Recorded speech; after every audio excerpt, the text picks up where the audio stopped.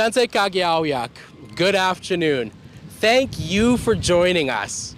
We are gathered today on Treaty 6 territory, land of the Nehio, Nitsitapi, Nakota Ishka, Soto, Dene, Haudenosaunee, and I acknowledge the Métis people who share a deep connection to this land. This Saturday marks the beginning of Pride Month, and for the last 4 years, one of the ways we celebrate at the Alberta NDP caucus is to showcase a beautiful 3-story Pride flag.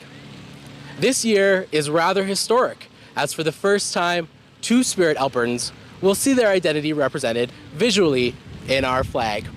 As Alberta's first Two-Spirit MLA, this flag represents so much to our entire community. Namely, that I won't be the last Two-Spirit MLA in the legislature because this house belongs to all Albertans. And we will never stop reminding the UCP of that fact. I would like to now turn things over to our amazing leader and #1 ally, Rachel Notley. Yeah.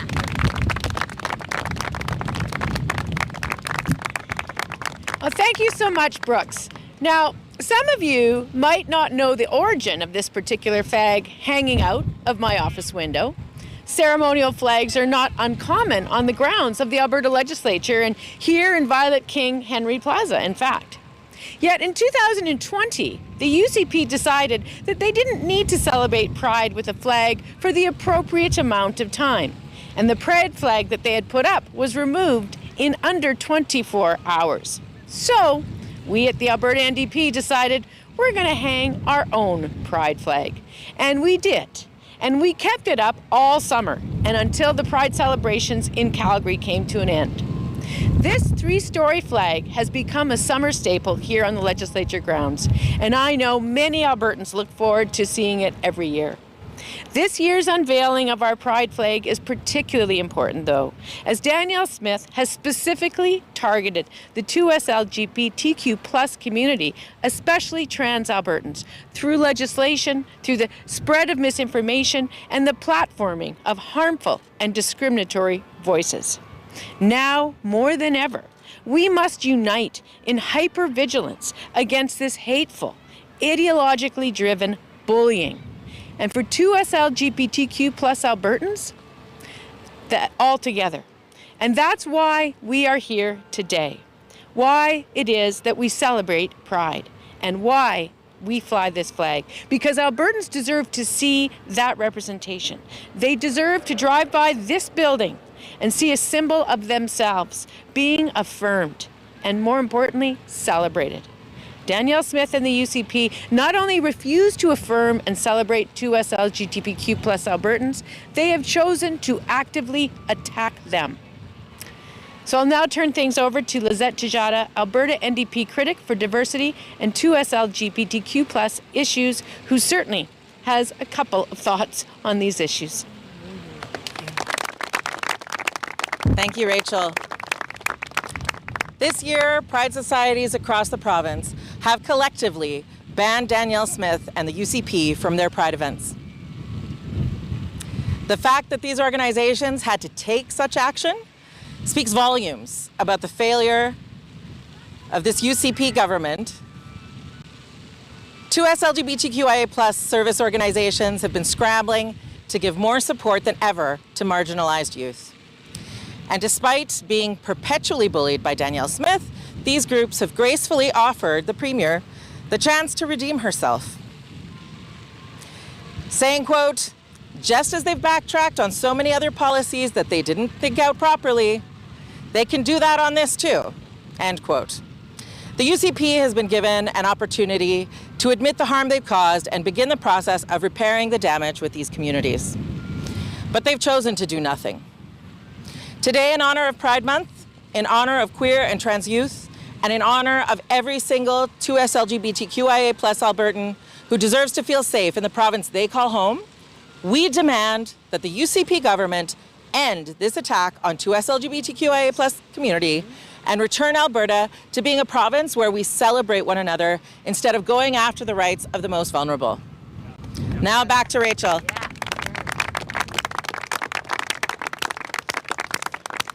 Thank you so much, Lizette. At the Alberta NDP caucus, we firmly believe that it's the job of the government to protect its community members, not harm them. So until Albertans have a premier that understands this, we'll be here, unveiling flags, raising our voices, and standing up in every way possible to protect everybody's human rights in this province. Yeah. Thank you, and we will now take any questions that folks here may have. All right, thank you, Rachel. We'll start with questions in person. Just state your name and outlet and who you'd like to direct your question to. Okay. Catherine Grakowski, Alberta Today. So first question for you. A lot of people are asking, are you going to be sitting in the legislature in the fall? Have you made up your mind on that yet? Well, as you know, this is my last day sitting in the particular seat that I'm in the legislature. And so that's as far as I've gone in terms of my deliberations and decision making. You know, it's been an incredible run, and I'm so proud to have played such a key role. I think it's fair to say it was a key role in building Alberta's biggest official opposition in the history of this province, and ensuring that we have a province that is a strong two-party democracy where everyone's voices can be heard, no matter who's in government. Yeah, and within even the community and those on the left, some of them see gender identity as separate from sexual orientation. So I'm wondering, what is the NDP doing to kind of bring those people into the fold and see the importance of trans rights? Well, I think first of all, we have to respect members of the community to do that work themselves. This is their voice and their experience. But what I will say is this, to all Albertans and all members of any kind of group that is marginalized for any reason, the minute we start to normalize the idea of compromising the fundamental human rights of any group, then we put at risk the fundamental human rights of all groups and all Albertans. And so no matter what group or movement you are part of, this is about protecting the full range of human rights of all Albertans. And we do that by caring for those right now who are most vulnerable and who are most at risk because of Danielle Smith and the UCP. Thank you so much. Shaylan Skolsky with CTV News in Edmonton. I apologize, my questions are both off topic, both for you, Rachel. I wanted to ask about Bills 18 and 20. The bills have either already or expected to pass with the conclusion of the spring sitting. Wanting to ask about some of the concerns, specific concerns that you're left with those two bills in particular, and if you're hopeful that any of the concerns will be quelled in the regulations. I'm absolutely not hopeful that anything will be fixed in the regulations. Both of these bills went through far too quickly. It was clear with Bill 18 that the government had very little understanding about the very important relationships that the federal government has with a whole range of bodies across our province, and that in effect they are putting up barriers to those organizations getting the resources they need to do their job. In addition, though, with Bill 20, there is nothing that can be done through any kind of amendments that can fix the fact that in Bill 20, this Premier has given herself the authority to override decisions taken by democratically elected politicians at the local level on the basis of entire discretion with no limits. And she has also given herself the ability to intimidate and to bully any local officials who would ever stand up publicly against her, because there is no limit on the circumstances under which she could order a recall vote against certain elected officials. So for that reason, the bill is unequivocally incapable of being fixed, and it must be withdrawn. And no amount of regulatory tweaking is going to change what is so fundamentally an attack on the democratic rights of all Albertans. We are hearing some concerns from some political pundits, political scientists about consolidation of power, about democratic backsliding. As you prepare to leave your role as leader, and I imagine take a bit of a step away from provincial politics, I guess, what are your thoughts as you reflect about the state and health of democracy in Alberta right now? Well, you know, I'm very concerned. I mean, during part of my career, I actually sat on the opposition benches adjacent to Danielle Smith, and I listened to her raise concerns about Toryland cronyism and concentration of power and backroom deals and big money in politics and all those things. And when we got elected, we brought in legislation to actually fight those things. Instead, when she got elected, she was bringing in legislation to bring back those things and, in fact, to raise them to the next level. This is part of a disturbing trend of very right-wing politicians that we're seeing across Western democracies across the globe, and we all need to redouble our efforts to hold our elected officials accountable. We work for the people, and any premier who argues that they do not and that they deserve to have more power and less accountability is someone who should very seriously reconsider whether they are in the right job. Yeah. Thanks. I apologize. This is also going to be off topic. Lisa Johnson with the Canadian Press. Yesterday, we heard from you folks that you had a lot of significant concerns about the fact that the USP was using time allocation as much as they were, and you talked about how many members of your caucus would just not have the chance to speak to a lot of these bills. So we put those concerns to the House Leader, and Mr. Scow basically said he doesn't want to debate these bills for 40 hours, and there are places outside of the legislature in which they can gather feedback, like town halls. So I was wondering how you would react to that response. Well, again, this is part and parcel of the trend that was just identified. This is a government that doesn't respect the institution of democracy. It doesn't respect the democratic will of the people. This is a government that thinks that it can just make decisions on its own with no regard to the opinions of Albertans or, quite frankly, the truth. We know that the UCP's version of a town hall are infomercials where people's taxpayers' dollars are used to convince them of things that are not factually correct. So that's what a town hall with the UCP looks like. One of the few places where these guys are actually ever held to account is in this legislature building. And that is why its role must be protected and celebrated and respected, not denigrated the way the House Leader just did in his comments. And I'm also wondering about Bill 23, this kind of surprise bill that we've seen on the order paper. It's a miscellaneous corrections act. I don't know if Christina's still here, but what is your strategy with that bill? Are you expecting them to ask you to push it through quickly so that we can get done as scheduled? Or I don't think that bill's going to get through. That bill, ironically, that bill is a correction to the red tape reduction bill. One might argue that red tape involved reading the bill the second time to make sure that all the pages in it were there. They didn't do that. That's on them. They can bring it back and fix their sloppy legislative draftsmanship in the fall.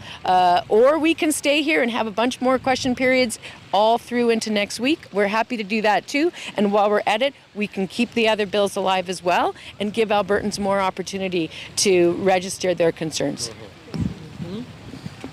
Hi, Sean with City News. I wanted to ask about you because we understand today's your last scheduled press conference as NDP leader. I've been around long enough to remember when there was only 2 or 3 NDP MLAs. Now you have this huge team around you. So I want to talk to you about how you're feeling today and what do you hope your legacy will be? Well, there's lots of things.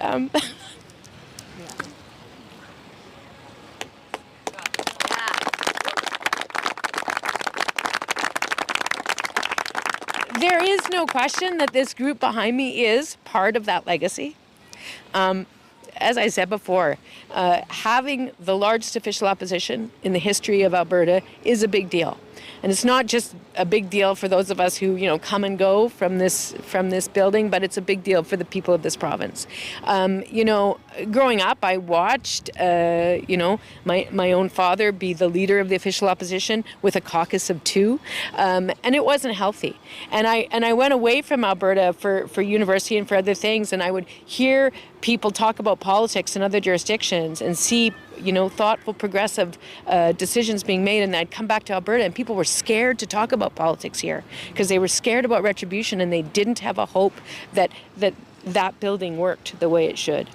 Now they know it does, or it should, and we're going to push it to make sure that it does. Because no matter what these folks do, I'm pretty sure they're not, well, I was going to say, pretty sure they're not going to change the date of the election, but I guess they did just do that. But nonetheless, the Constitution requires them to have another election in at least 3.5 years.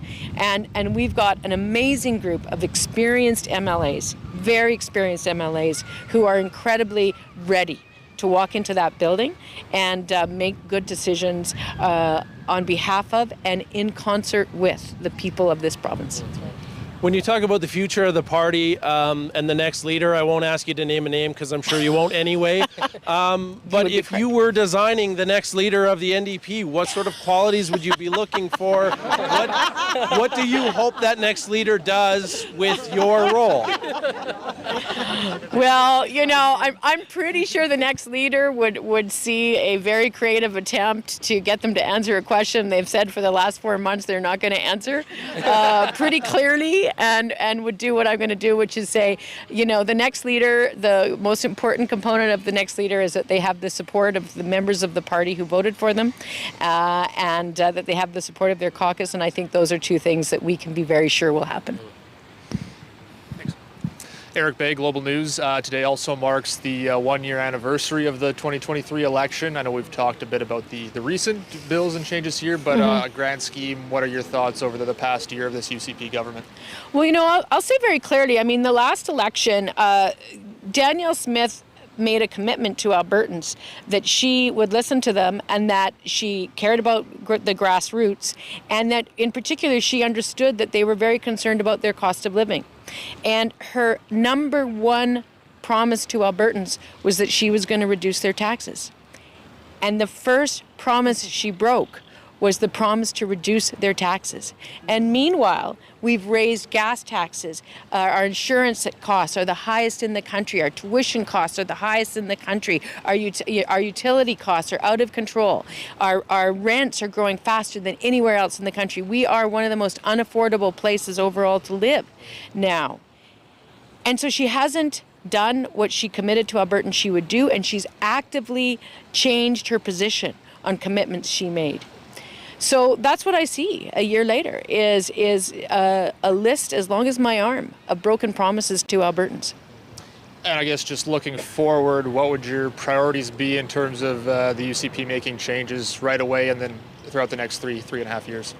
Well, I mean, I think basically what we need to see is we need them to stop playing politics with Ottawa and focus instead on what Albertans need their provincial government to do. Address the affordability crisis, actually fix the healthcare. And to be clear, fixing healthcare doesn't happen by appointing 4 more ministers to further pass the buck between each other while they continue to do nothing to fix healthcare. Healthcare gets fixed by looking at best practices that we know work from other jurisdictions, that frontline healthcare providers are telling us day in and day out should be done, that right now the UCP is ignoring. That's their job. Healthcare, affordability, and then of course, you know, I believe we need to catch up on education. I'm afraid that we are making doing generational damage to our province right now in terms of the underfunding in our education, and then I'd like to see the Premier do something about that. We have time for one more question, so we'll go to the phones. Just a reminder for those on the phone to use *9, and for those on Zoom to use the raise hand function. And our question comes from Matthew Black from Post Media. Go ahead, Matthew, your line is open. But I was just curious, what happens if a non-MLA wins the leadership race? Would you stay in as leader in the House effectively, or how might that work? Well, you know, as you know, I've been not willing to engage in conversations about the leadership race, and that includes engaging in speculation about hypothetical outcomes. So, you know, I guess we'll see how things go. Do you have a follow-up, Matthew? I'm curious what you remember about the leadership race you won on a night almost 10 years ago. What do you recall about the contest you won to become leader? Well, you know, I'll tell you something. There were some similarities, and that was pretty cool. I mean, you know, it was a long contest. There was a lot of excitement, obviously a smaller membership base, no question about that. but you know, we worked well together as candidates. We got along pretty well, and we came together very quickly after the race, and we worked together in a very focused way to get ready for the upcoming election. And I'll tell you that the solidarity and the discipline and the grace that I'm seeing amongst the candidates right now is it's very inspiring, and it serves as a sharp contrast to what we saw in the UCP's last race. So those similarities run between both of our last races. And that's the conclusion of our press conference today. Thanks, folks. Thank you. Yeah. All right.